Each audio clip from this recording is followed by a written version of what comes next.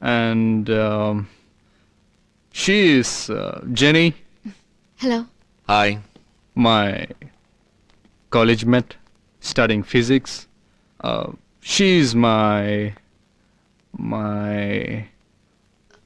friend. என்ன இல்ல நம்ம பண்ற காதல் உண்மைனா அந்த காதலை நம்மள சேர்த்து வைக்கும். கரெக்ட் தானே?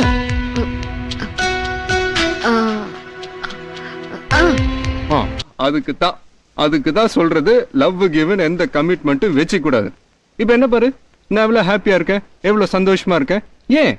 ஏன்னா நான் யாரையும் லவ் பண்ணல, எந்த பிரச்சனையிலும் மாட்டிக்கல. உன்ன மாதிரியா டாடி?